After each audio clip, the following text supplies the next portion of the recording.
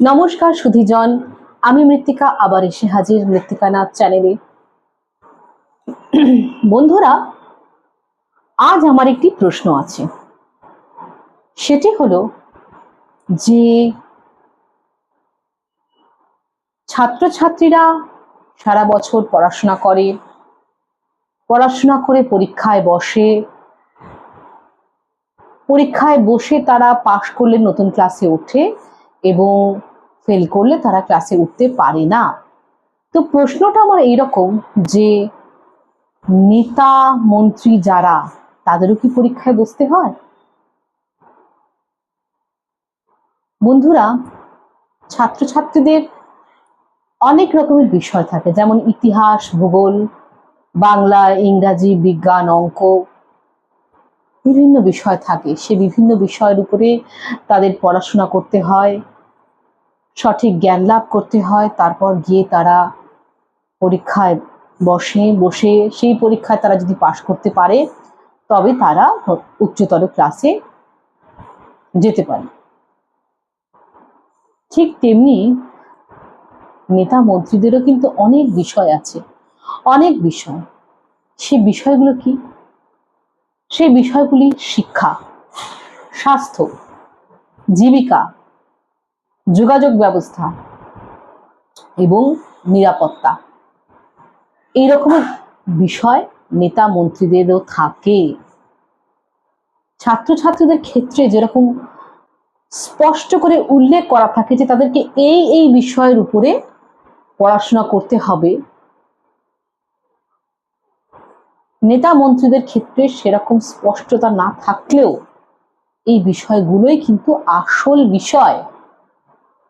এই বিষয়গুলোই আসল বিষয় এবং এখানে যার পারফরমেন্স ভালো তাকেই সাধারণ মানুষ চায়,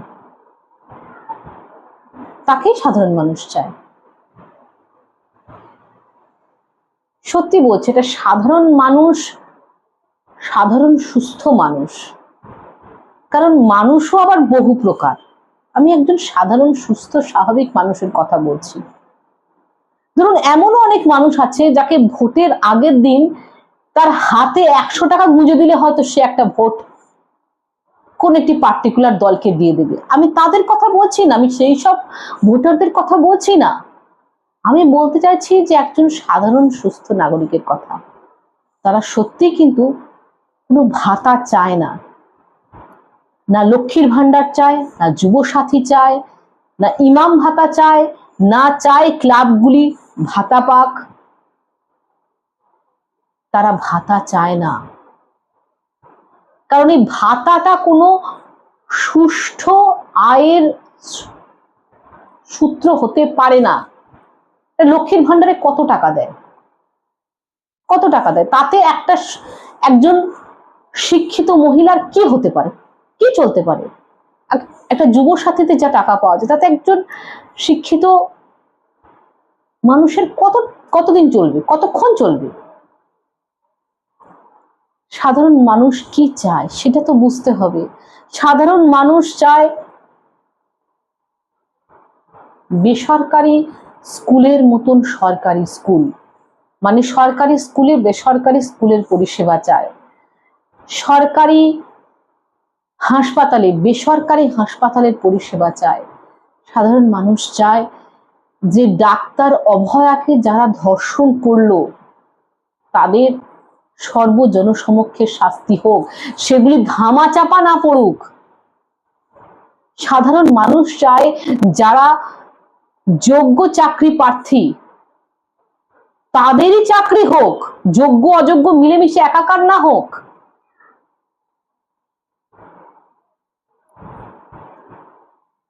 সাধারণ মানুষ এগুলোই চায়।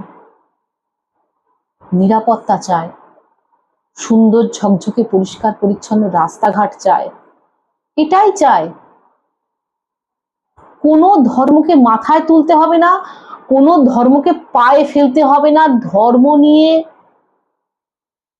কোনো রকমের তোষামোদ, এগুলো সাধারণ মানুষের চাহিদার মধ্যেই পড়ে না। আসলে এই এই যে খাতের কথা বললাম না, এই খাতে সাধারণত কোনো রাজনৈতিক নেতা মন্ত্রীরাই এগোতে চান না, কারণ এগুলো খুব পরিশ্রমের বিষয়, পরিশ্রম সাপেক্ষ।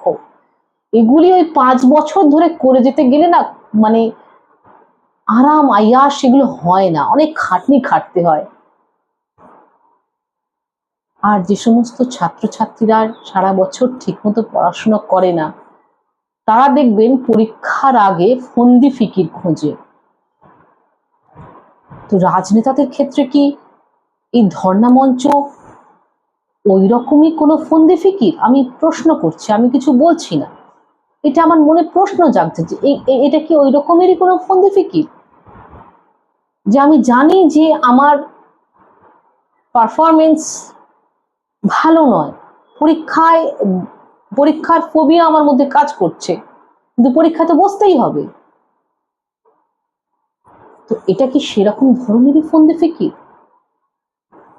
দেখুন, আমি কোনো নির্দিষ্ট দলকে বলছি না, আমি সকলের ক্ষেত্রেই একটা কথা বলছি যে আপনারা পরিশ্রম করুন। আপনারা যখন নেতা নেত্রী জায়গাটি বেছে নিতে চাইছেন, আপনারা পরিশ্রম করুন, কাজ করুন, কোনো ফন্দি ফিকিরের প্রয়োজন হবে না। আপনারা মানুষের পালসটুকু বোঝার চেষ্টা করুন, তারা কি চায়, সাধারণ মানুষ কি চায়। এবার সাধারণ মানুষ কি সেটাও আপনাকে বুঝতে হবে। ওই 100 টাকা গুঁজে দিলে যারা আপনাকে একটা ভোট দিয়ে দেবে, সে মানুষটি সাধারণ না, সেটি অবসাধারণ, সাধারণের নিচে, বিলো অ্যাভারেজ। আমি তাদের কথা বলছি না, আমি বলছি সুস্থ সাধারণ মানুষের কথা। আপনারা সাধারণ মানুষের হয়ে কাজ করুন, আপনারা বোঝার চেষ্টা করুন তারা কি চায়। দেখবেন আপনি কি চান সেটা আপনাকে মুখে বলতে হবে না, তারা ঢেলে আপনাকে উজাড় করে দেবে, উজাড় করে দেবে।